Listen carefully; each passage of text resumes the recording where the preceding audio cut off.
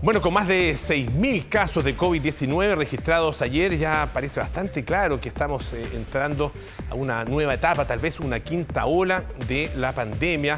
Y esto lo hacemos además acá en Chile en un escenario de alza de otras enfermedades virales. Vamos a conversar acerca de todo esto con el doctor Carlos Pérez, él es infectólogo de la Clínica de la Universidad de los Andes y decano de la Facultad de Medicina y Ciencia de la Universidad San Sebastián. Doctor, gusto de verlo nuevamente. ¿Cómo está? Muy buenos días.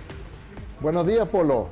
¿Cuál es su lectura del momento que estamos viviendo y de lo que se puede anticipar hacia las próximas semanas, los próximos meses en términos tanto de la pandemia como de las otras enfermedades que se presentan en esta época?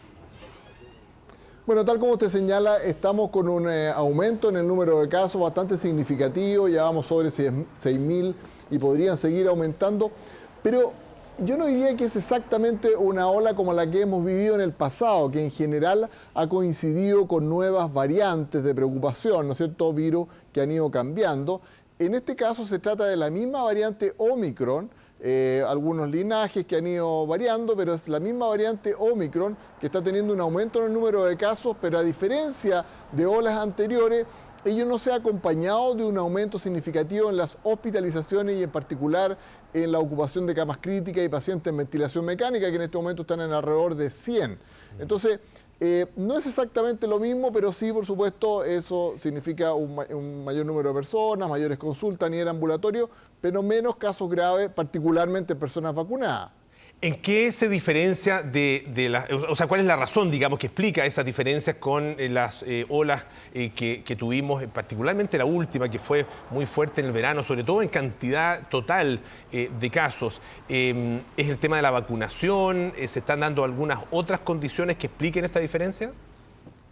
Claro, definitivamente la vacunación está teniendo un rol muy importante, en particular para evitar casos graves. No necesariamente la infección, pero sí casos más graves. Muchas personas ya han tenido también esta infección, particularmente con variante Omicron, así que ya han adquirido cierto grado de inmunidad natural.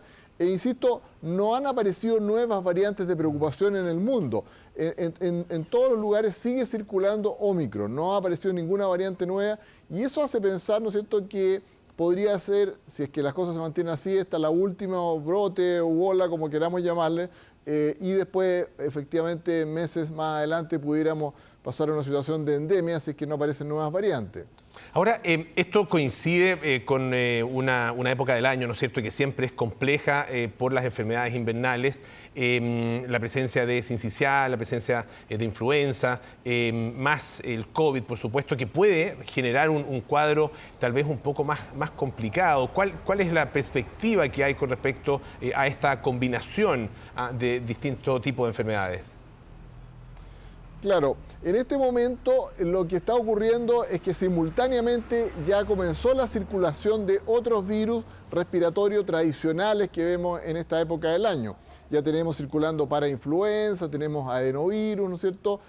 Menos casos de influenza y ello se da junto con COVID-19. Entonces, el diagnóstico diferencial, por así decirlo, de cuadro respiratorio se torna un poco más complejo, se requieren exámenes complementarios para determinar cuál de ellos se trata y pueden, de hecho, producirse infecciones simultáneas por algunos de estos virus y por ello la importancia de seguir avanzando en el proceso de vacunación contra influenza, que también es una infección prevenible con vacuna y donde llevamos un avance que es alrededor un poco más de un 70%, con un objetivo que ojalá sea superior al 85-90%.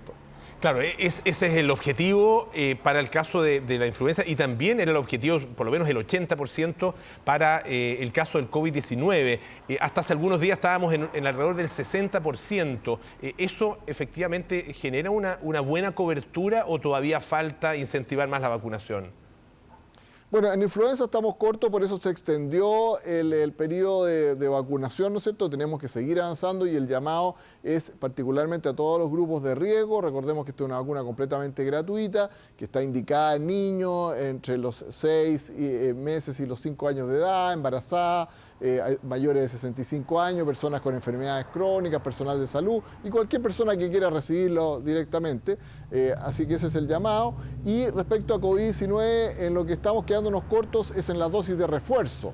Recordemos que ya hay varios millones de personas que no han recibido su dosis de refuerzo, están perdiendo su base de movilidad además, que les permite realizar varios tipos de actividades, así que también el llamado es que concurran y también, por supuesto, a nuestras autoridades de que existan las facilidades para que puedan acceder a diversos centros de vacunación. Algunos pacientes me han comentado de algunas dificultades, ¿no es cierto?, para encontrar vacunas, así que yo diría también un llamado a tener más facilidad para que puedan acceder y recibir prontamente sus dosis de refuerzo.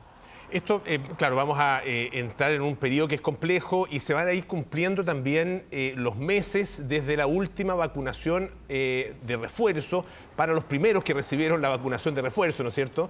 Y claro, después se sabe que después de ya 5 o 6 meses la inmunidad empieza a disminuir, los anticuerpos disminuyen, por lo tanto la posibilidad de infectarse con COVID-19 aumenta. ¿Va a ser necesaria, a su juicio, una nueva dosis de refuerzo dentro de este mismo año?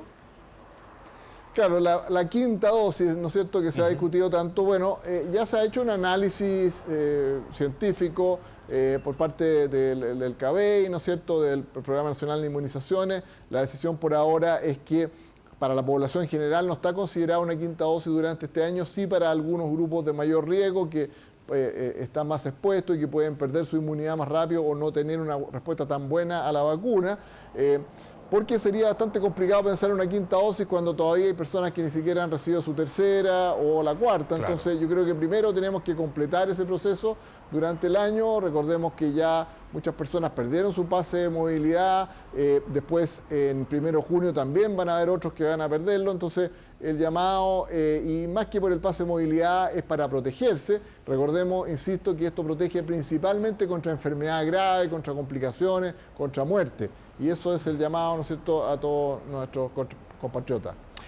¿Existe la posibilidad, de todas maneras, de que aparezcan nuevas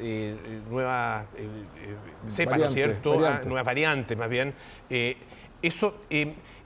En este minuto, la verdad que, claro, han aparecido en otras oportunidades en distintos lugares del mundo, nunca acá en nuestro país, pero existe esa posibilidad de que aparezcan nuevas variantes, dada la situación que estamos viviendo de COVID en el mundo, que, claro, pareciera ser ya una enfermedad y en general una pandemia que la gente de alguna forma ha ido dejando atrás, olvidando. Uno incluso en el lenguaje cotidiano habla en los tiempos de la pandemia o cuando fue la pandemia, como si hubiera terminado absolutamente.